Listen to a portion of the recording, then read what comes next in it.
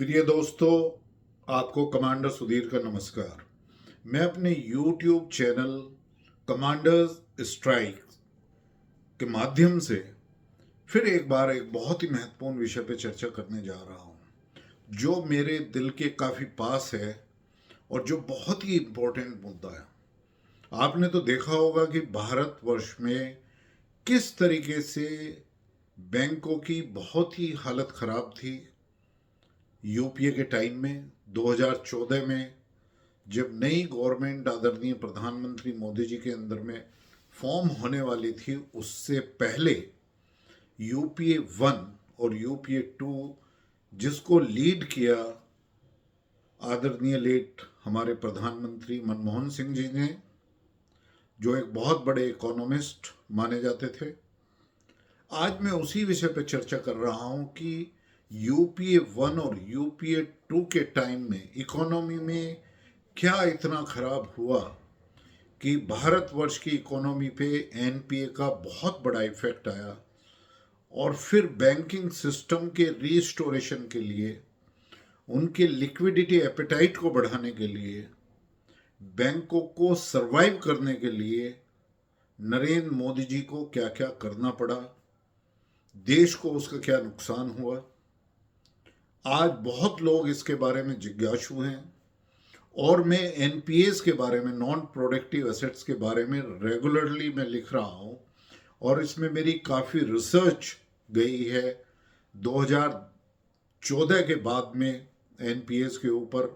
या कौन कौन अकाउंट्स जो हैं वो आईबीसी के अंदर गए हैं, उसका क्या इफेक्ट भारतीय इकोनॉमी पे हुआ है। तो दोस्तों, ये बहुत महत्वपूर्ण है कि हमारे बैंकिंग सिस्टम के साथ में क्या हुआ। आपने देखा होगा बैंकिंग ऑन फोन और ये बैंकिंग बाय फोन कल्चर,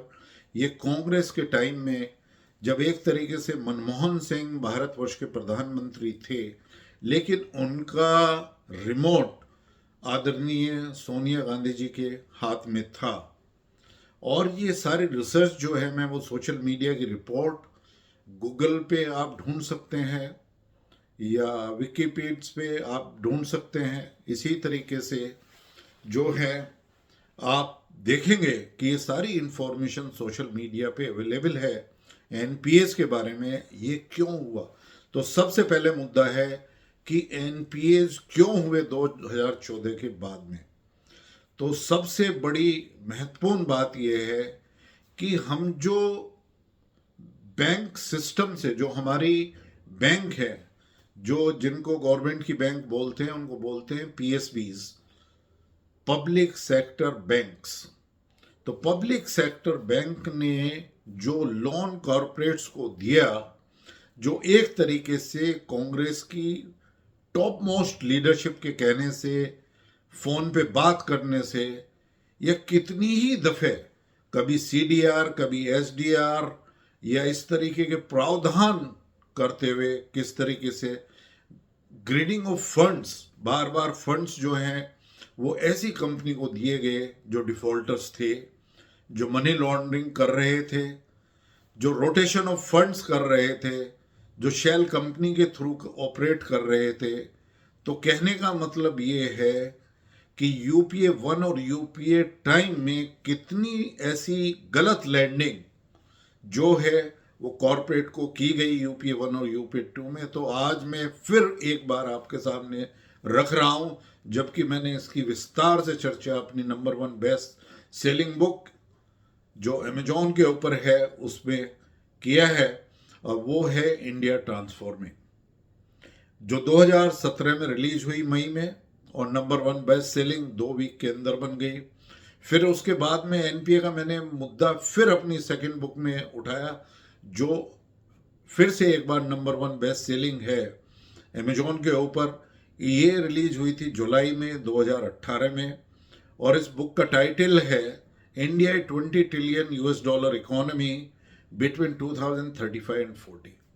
और मैंने फिर एक बार चर्चा करी है एनपीएस पे, उसका इफेक्ट हमारी इकोनॉमी के ऊपर क्या पड़ा।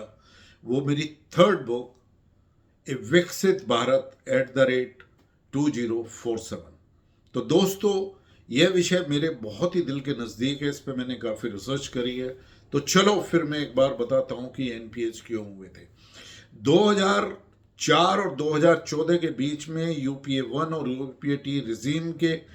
टाइम पे जब उसको लीड कर रहे थे मनमोहन सिंह और रिमोट कंट्रोल से चला रही थी सोनिया गांधी, तो हमारे जो पीएसबीज थे, पब्लिक सेक्टर बैंक, उन्होंने इतनी बड़ी लैंडिंग कॉरपोरेट को करी जो एक तरीके से ग्रोथ रेट को इन्फ्लेट करने के लिए और दिखाने के लिए कि इतना बड़ा जो है वो प्राइवेट को जो है ना लैंडिंग करी गई है, तो उससे ग्रोथ रेट में स्पर्ट क्या है, एक आर्टिफिशियल ग्रोथ करने के लिए इसको किया गया था। और अब मैं डाटा आपके साथ शेयर कर रहा हूं, तो शायद आप आश्चर्यचकित ही नहीं, बिल्कुल आप स्तब्ध रह जाएंगे कि किस तरह से ये जो लैंडिंग करी गई बैंकों द्वारा ये थी 33.40 लाख करोड़ की लैंडिंग पब्लिक सेक्टर बैंक्स ने करी, वो कॉरपोरेट को करी इस पीरियड के अंदर। और यदि आप देखें 1947 के बाद में 2004 तक जो हमारी बैंकों ने, मतलब पब्लिक सेक्टर बैंक्स ने जो कॉरपोरेट को लैंडिंग करी थी, वो थी करीब 18 लाख करोड़। तो इतने बड़े पीरियड के दौरान सिर्फ 18.6, और इन 10 सालों के बीच में 2004 से 2014 के बीच में यूपीए टाइम में जो बैंकों ने लैंडिंग करी वो थी 33.4। तो आप देखिए कि कितना बड़ा गैप। तो उन्होंने ना तो कोई फॉरेंसिक ऑडिट किया, ना किसी कंपनी की बैलेंस शीट देखी, बल्कि तरह तरह के रूल्स रेगुलेशन आकर ग्रीनिंग ऑफ फंड्स करते रहे। और ये सारी कंपनीज जितनी भी आईबीसी में हुई, जो जिनके एनपीएस हुए, नॉन प्रोडक्टिव असेट्स डिक्लेयर हुए 2014 के बाद में, जब आरबीआई ने इसको देखा, हमारे जब बीजेपी की गवर्नमेंट सेंट्रल गवर्नमेंट में आई और आदरणीय प्रधानमंत्री प्राइम मिनिस्टर बने, और इसमें पाया गया कि यही कारण है कि एनपीएस हो रहे हैं। तो 2,25,000 बल्कि 2.5 लाख के करीब जो है ना शेल कंपनीज को इस गवर्नमेंट ने बंद किया। और फिर 2016 में आईबीसी इंसॉल्वेंसी बैंक्रप्सी कोड लाया गया, जिससे ऐसी कंपनी को डिसॉल्व किया जा सके जो अपना लोन, जो अपना रन नहीं वापस कर पा रहे थे हमारी पब्लिक सेक्टर बैंक्स के लिए, और वो इसके वजह से काफ़ी जो है ना लॉसेस उठा रहे थे। तो दोस्तों देखिए कि इस पीरियड के दौरान जो 13.4 लाख करोड़ की लैंडिंग हुई, उसकी ये वजह थी कि हमारे जो एनपीए थे वो करीब, जो डिफरेंट रिपोर्ट सोशल मीडिया में आ रही हैं, लेकिन मेरी रिसर्च के अनुसार वो करीब 10.5 लाख करोड़ से 12 लाख करोड़ तक के करीब के जो है ना एनपीएस थे, जिसकी वजह से ये एनपीएस हुए। और अब जब जो पहले 8 अकाउंट आरबीआई ने और फिर 4 उसमें और जोड़े गए, जो 12 अकाउंट थे मेन, जिनको आईबीसी के द्वारा इंसॉल्वेंसी बैंक्रप्सी कोड के द्वारा जिनका रेजोल्यूशन हुआ और दूसरों को सौंपा गया, तो उसमें आप देखेंगे कि रिकवरी बहुत कम हुई है उन सभी को ह्यूज हेयर कट पे। इसका मतलब बैंकों को लॉस हुआ है। और यदि बैंकों को लॉस हुआ है, उसका कारण क्या है? क्योंकि कोई भी एक एसओपी ना रखते हुए, बिल्कुल नेग्लेक्ट करते हुए, जो फोन बैंकिंग का रेगुलेशन, जो फोन बैंकिंग पे लोन दिलवाए गए अपने जानकारों को और ऐसी फर्म्स को जो वापस नहीं कर सकते थे, और जो इन्वॉल्व थी rotation of funds shell companies में या फैमिली ट्रस्ट में या किसी भी तरह के जो है ना रोटेशन ऑफ फंड्स में इन्वॉल्व थी, तो ऐसी कंपनीज ने जो आईबीसी के अंदर आरबीआई लेके आई एक लिस्ट, 12 जो मेन कंट्रीब्यूटर थे, करीब 25 to 30% और मे बी इवन 40% जो टोटल है एनपीएस का उन्हीं के द्वारा हुआ था, तो उनका लिक्विडेशन हुआ। लेकिन हर एक कंपनी का जो लिक्विडेशन हुआ है वो कम से कम 39-40% हेयर कट मिनिमम से लेके 86-87% तक हेयर कट हमारी बैंक्स को या क्रेडिटर्स को, या जो एक तरीके से हमारी जो एक तरीके से सीओसी है क्रेडिटर्स की, उसको जो है ना ये नुकसान उठाना पड़ा। अब ये बैंकों को जब एनपीएज ये फेस कर रही थी तो बैंकों की रिस्क एपेटाइट बिल्कुल खत्म हो चुकी थी, बैंकों में लिक्विडिटी बिल्कुल खत्म हो चुकी थी, बैंक आगामी प्रोग्राम के लिए लैंड नहीं कर सकती थी। बैंक्स जो है किसी भी प्राइवेट फर्म को वो इंफ्रास्ट्रक्चर डेवलपमेंट के लिए या किसी के लिए नहीं खर्च कर सकती थी। तो इन सब के, क्योंकि उनमें सब में एनपीए बढ़ते जा रहे थे, तो गवर्नमेंट को क्या करना पड़ा? गवर्नमेंट को इस लॉस को लेने के लिए जो यूपीए 1 और यूपीए 2 में गलतियों के कारण, बल्कि एक बहुत बड़े भ्रष्टाचार और स्कैम के कारण जो ये लोन कॉर्पोरेट को दिए गए, उससे इतना नुकसान हुआ कि बीजेपी की गवर्नमेंट को अपने पहले और दूसरे टर्म में करीब 5.5 लाख करोड़ लिक्विडिटी का इन्फ्यूजन करना पड़ा पब्लिक सेक्टर बैंक्स के लिए, और दूसरी तरफ करीब 10.4 लाख करोड़ जो लोन थे ऐसी, उसमें जो आईबीसी के अंदर जिनका रेजोल्यूशन हुआ और होने वाला है, क्योंकि वो लिक्विडेशन में है डिफरेंट कोर्ट्स में, तो उससे उनकी एसेट की वैल्यू बिल्कुल ही गिर गई है। और आप देखेंगे कि इसकी वजह से कितना नुकसान, करीब 5.4, 5.5 और 5.6 lakh crore liquidity infusion public sector bank में करना पड़ा, और 10.4 लाख करोड़ के करीब राइट ऑफ करना पड़ा बैंकों को। और आप जानते हैं राइट ऑफ ये वेव ऑफ नहीं हुआ है, रिकवरी प्रोसीजर अभी बैंक्स का जारी है इन कंपनीज के खिलाफ जिनका रेजोल्यूशन हो चुका है, पर मेरे ख्याल से ये बहुत ही मुश्किल है रिकवर करना, और इस पे मैं नेक्स्ट स्टेप में आऊँगा। तो देखिए करीब करीब 16 लाख करोड़ का नुकसान इस गवर्नमेंट के दौरान गवर्नमेंट को, बीजेपी की गवर्नमेंट को, आदरणीय मोदी जी ने जब बैंकों को मजबूत किया, इसके कारण सहन करना पड़ा। आप जरा सोचिए कि 2004 से 2014 में ये सारे लोन दिए गए जो बिल्कुल अनप्रोडक्टेड हुए, फिर इन अनप्रोडक्टिव असेट्स को एनपीएज किया गया और फिर इनको रेजोल्यूशन होके डीप हेयर कट्स पे दूसरों को दिया गया।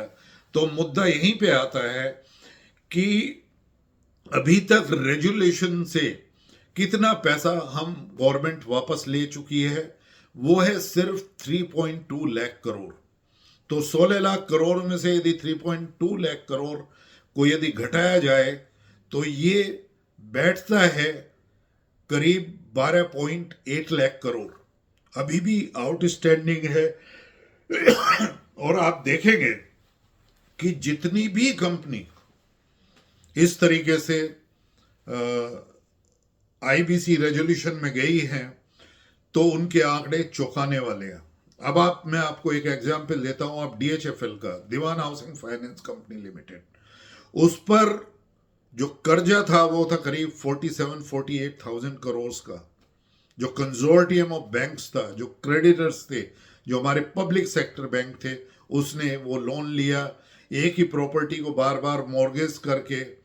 इनवॉइसेस को जो है ना एक तरीके से उसमें घपला करके, शेल कंपनीज खोल के, और कंज्यूमर्स को, आर्टिफिशियल कंज्यूमर्स को 80-85 लाख से बढ़ा के किस तरीके से बैंकों को धोखा दिया गया, किस तरीके से क्रिमिनल से प्रॉपर्टीज खरीदी गई। और बाद में जब पीसीएचएफएल ने, जब Piramal capital and housing finance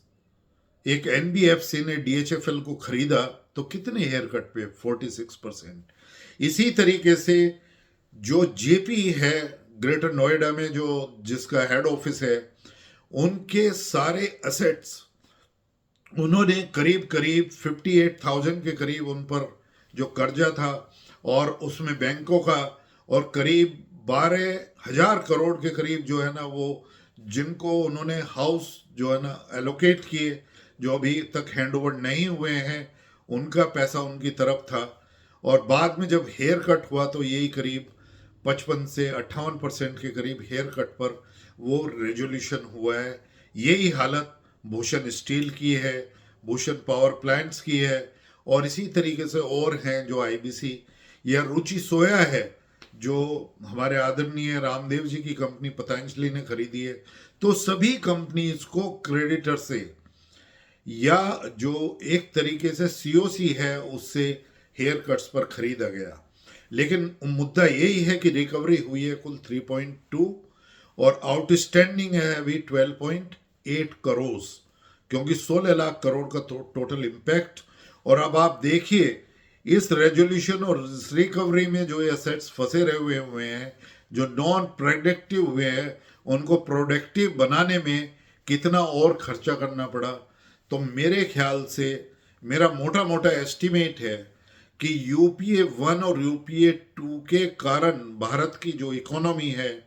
उसको, मेरा मानना है, यूएस डॉलर 1.5 ट्रिलियन का नुकसान जो है ना भारतवर्ष की इकोनॉमी को हुआ है। जरा आप सोचिए कि 2023 में हम 3.25 यूएस डॉलर्स ट्रिलियन की हम इकोनॉमी बने 2023 में। यदि यूपीए 1 और यूपीए 2 ये फोन बैंकिंग या एक तरीके से जो ग्रोथ में स्पर्ट दिखाने के लिए, आर्टिफिशियल ग्रोथ दिखाने के लिए, और जिस तरीके से गलत तरीके से ये पब्लिक सेक्टर बैंक ने फोन के द्वारा या कांग्रेस के टॉप मैनेजमेंट के द्वारा या यूपीए 1 और यूपीए के 2 के द्वारा जो कॉरपोरेट को फंडिंग की गई, उससे कितना नुकसान हुआ इसका एस्टिमेट है मिनिमम 25 लाख करोड़। यदि 25 लाख करोड़ को आप बिलियन से करें तो 12 से जो है ना आप इसको मल्टीप्लाई करिए तो करीब 300 बिलियन यूएस डॉलर्स का जो है वो 25 लाख करोड़ के करीब जो है ना मिनिमम मेरा मानना है कि डायरेक्ट लॉस। और यदि ये लॉस नहीं होता तो इसके द्वारा जो, और यदि प्रॉपर लोनिंग होती तो इन सब असेट्स का यदि यूटिलाइजेशन होता और यदि इंडिया के डेवलपमेंट में इसका होता, तो आप सोचिए कि जब से ये गलत लोन जो एनपीए में बदले गए, ये सारे प्रोडक्टिव एसेट्स होते, यदि ये सारा पैसा भारतवर्ष के इंफ्रास्ट्रक्चर में, यदि आज से 2014 में मोदी जी ने शुरू किया, और जो इंफ्रास्ट्रक्चर में जिस तरीके से अब हमारे आदरणीय नरेंद्र मोदी जी या बीजेपी या एनडीए की जो गवर्नमेंट कर रही है, करीब 10.4 लाख करोड़, और इस बार तो 11.6 लाख करोड़ के करीब कैपिटल एक्सपेंडिचर, और फिर जो स्टेट की प्रोविजनिंग करी है करीब 14 लाख करोड़ के करीब वो इंफ्रास्ट्रक्चर स्पेंडिंग में जा रही है। अब सोचिए यदि ये यूपीए 1 और यूपीए 2 से शुरू होता तो उसका आज भारत की इकोनॉमी पे क्या फर्क होता। उसका होता कि 2023 में जब हमारी इकोनॉमी 3.25 ट्रिलियन यूएस डॉलर्स थी, तो उस टाइम पे 1.5 और उसमें जोड़िए तो ये 4.75 US dollars trillion US dollars की इकोनॉमी हमारी हो जाती 2023 में। तो आप सोचिए कि अभी तक जो है जिस तरीके से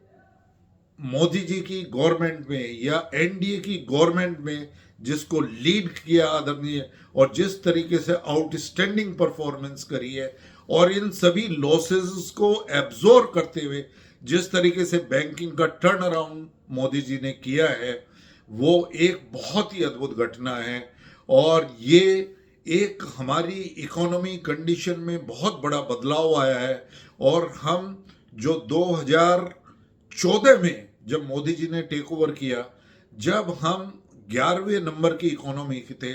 और हम काउंट होते थे 5 मोस्ट फ्रजाइल इकोनॉमी में, आज हम पहुंचकर 2023 में हो गए थे the fifth largest economy in the world and the fastest growing economy in the world, और हम ही सबसे फास्ट रेट पर वो ग्रो कर रहे हैं। यदि उसका इफेक्ट नहीं होता तो अभी तक मेरे ख्याल से हम 2026 फाइनेंशियल ईयर 2026 तक हम थर्ड लार्जेस्ट इकोनॉमी होते। मेरे ख्याल से करीब करीब 5.5 टू 6 ट्रिलियन की इकोनॉमी हम होते। तो ये था लॉस, जो इल गवर्नेंस और जो जिस तरीके से एक तरह से जो एफिशिएंसी ऑफ द गवर्नमेंट थी वो किस तरीके से नेग्लेक्टेड थी, किस तरीके से डिसीजन मेकिंग बिल्कुल पैरालाइज हो चुकी थी, करप्शन जो है वो टॉप मोस्ट लेवल पे बहुत बढ़ चुका था, और किस तरीके से यूपीए 1 और यूपीए 2 ने बैंकिंग सेक्टर को सबसे बड़ा आघात पहुंचाया। तो आपको देखना पड़ेगा कि एक तरफ हमारी इकोनॉमी इस वजह से चरमरा रही थी एनपीएस के कारण, दूसरी तरफ से जो नकली रुपया भारतवर्ष की इकोनॉमी में सर्कुलेट कर रहा था, वो यहाँ तक कि नकली रुपया वो आरबीआई की वॉल्ट तक पहुंच चुका था। वो नॉर्थ ईस्ट की काफ़ी बैंकिंग्स में नेपाल के बॉर्डर पे काफ़ी नकली नोट पकड़े जा रहे थे, जिसको कंट्रोल किया मोदी जी ने बहुत ही इफेक्टिव, और एक बहुत ही सरप्राइज और एक तरीके से सभी को सरप्राइज देने वाला जो डिसीजन लिया डीमोनेटाइजेशन का, उससे इकोनॉमी को किस तरीके से रिस्टोर किया। तो माय डियर फ्रेंड, जरा समझिए कि आप जो है ना, सिर्फ पहले 50 साल के ही जो कांग्रेस के रिजीम रहे हैं उन्होंने किस तरीके से भारतवर्ष को आगे नहीं बढ़ने दिया, बल्कि सबसे बड़ा आघात उस वक्त में हुआ यूपीए 1 और यूपीए 2 में, जब सबसे बड़े अर्थशास्त्री कहने वाले हमारे लेट श्री मनमोहन सिंह जी थे, जो भारतवर्ष के प्रधानमंत्री थे, लेकिन उनकी शायद मजबूरी हो सकती है कि वो कुछ नहीं कर पाए और ये कॉरपोरेट को लैंडिंग करते रहे अनअकाउंटेड, और रूल्स रेगुलेशंस में बार बार शायद फाइनेंस मिनिस्ट्री चेंज करती रही, और किस तरीके से ब्लैक इकोनॉमी का प्रचार हुआ, किस तरीके से फैमिली एसेट्स में, इन सभी। अब महत्वपूर्ण मुद्दा है कि इसकी रिकवरी कैसे की जाए। गवर्नमेंट को ये इंश्योर करना पड़ेगा कि जितने भी अकाउंट आईबीसी के अंतर में गए हैं वो काफ़ी डिले हुए हैं, क्योंकि उस पर लिटिगेशन है। आईबीसी के अंदर हम चेंज भी कर रहे हैं, लेकिन और ज़रूरत है कि आईबीसी में रेजोल्यूशन जो है वो 180 डेज के अंदर ही हो जाना चाहिए। हमारा जो बीएनएस बना है उसके तहत या फास्ट ट्रैक कोर्ट के माध्यम से सारे लिटिगेशन जो है ना वो रिकॉर्ड टाइम 1 to 3 मंथ्स में रिजॉल्व होने चाहिए, जिससे आईबीसी का पूर्ण फायदा ऐसे हो सके। अब देखना ये भी है कि अभी कुछ क्रेडिटर्स और कुछ कंपनी आपस में मिलकर वो रेजोल्यूशन के लिए आईबीसी में जा रही हैं, वो बचना चाहते हैं। लेकिन हमें देखना है कि जो बैंक की रिकवरीज नहीं हुई हैं, जो स्टैंड करती हैं 13.8 लाख करोड़ पर आज के दिन भी, तो इनको हमें रिकवर कैसे करना है। और ये हम उनके पास में जो है ना असेट्स बिल्कुल नहीं है, तो बगैर असेट के किस तरीके से फंडिंग करी गई और उन्होंने इस पैसे को कहाँ ले गए ये सारे लोग। अभी आप एक डिसीजन हुआ है एबीजी शिपयार्ड का, मुझे न्यायालय के डिसीजन पे कोई टिप्पणी नहीं करनी है, लेकिन मेरा मानना है कि एक बार आईबीसी में कोई रेजोल्यूशन के लिए चला जाए, लेकिन उससे पहले यदि ईडी यदि सीबीआई उस कंपनी के खिलाफ कार्रवाई कर रही है, तो आईबीसी में ऐसा प्रोविजन क्यों रखा गया कि वो उसके जो चार्जेज हैं, जो ईडी ने चार्जशीट बनाई थी या सीबीआई ने चार्जशीट बनाई थी, वो नलीफाई क्यों हो जाएगी। क्योंकि उसके जितने भी प्रमोटर्स हैं, जितने भी डायरेक्टर्स हैं, या सारे लोग जिन्होंने ये एनपीए किए, वो पैसा बिल्कुल निर्धारित होना चाहिए, फोरेंसिक ऑडिट्स और एक जांच होनी चाहिए कि उन्होंने किस तरीके से रोटेट किया है ये पैसा, और ये पैसा आखिरकार कहाँ है। 13.2 लाख करोड़, 13.8 लाख करोड़ ये पैसा कहाँ पर है, जिससे उसको हम वापस ले सकें, या ऐसे लोगों के खिलाफ जो इसमें लिप्त थे उसमें इंडिपेंडेंट डायरेक्टर्स भी हो सकते हैं, उसमें बोर्ड ऑफ डायरेक्टर्स भी हैं, प्रमोटर्स भी हैं, उसमें वो लोग भी हैं जिन्होंने उनके ऑडिट गलत किए, वो सारे कंसल्टेंट्स भी हैं जिन्होंने उनको सपोर्ट किया, वो सारे लॉ फर्म्स भी हैं जिसने उनको सपोर्ट किया, आरबीआई के इंडिपेंडेंट डायरेक्टर्स भी हैं जिन्होंने उस लोन के द्वारा जो है ना, जो बैंकों से लिया, पब्लिक सेक्टर बैंक से। तो ये एक बहुत ही बड़ा मुद्दा है, इसको डेफिनेटली मेरे ख्याल से रिजॉल्व करेंगे, क्योंकि रिकवरी प्रोसीजर गवर्नमेंट के वो चालू हैं। अभी इन सारे क्रेडिट्स को जो एनपीए में बदले और जिसकी वजह से बैंकिंग को लॉस हुआ, उन सबको अभी वेव ऑफ नहीं किया गया है, सिर्फ राइट ऑफ किया गया है, और उसमें ना ही कोई मुकदमे होंगे। बस मेरा यही कहना है कि एबीजी शिपयार्ड का जो एक मुकदमा आया सामने कि कोर्ट ने, अभी शायद आदरणीय हाई कोर्ट ने या ऑनरेबल हाई कोर्ट या किसी कोर्ट ने एक डिसीजन लिया है कि यदि कोई फर्म, यदि कोई कंपनी आईबीसी की रेजोल्यूशन में चली जाती है,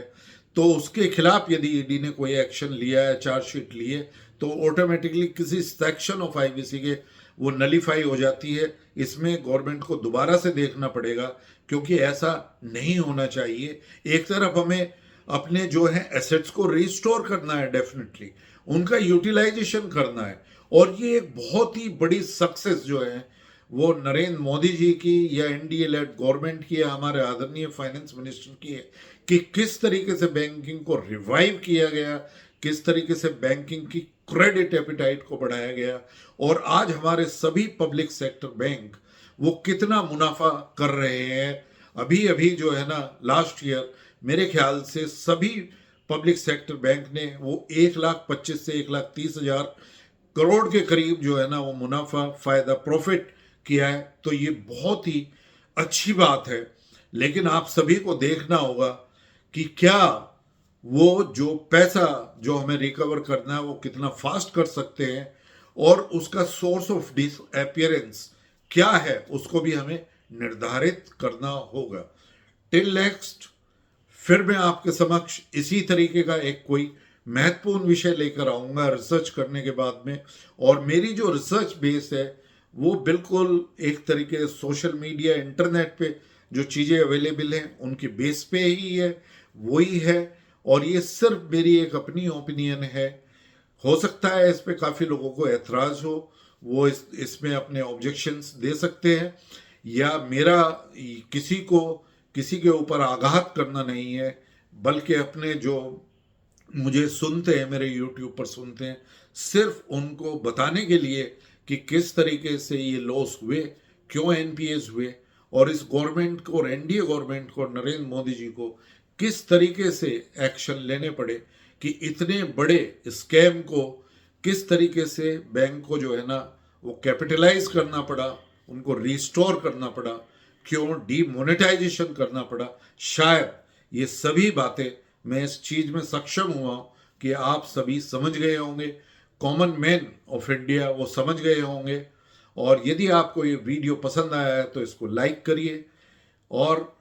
यदि आप लाइक कर रहे हैं तो फिर इसको सब्सक्राइब करिए, और अभी अपने सभी दोस्तों और अपने ग्रुप में और व्हाट्सएप ग्रुप में बताइए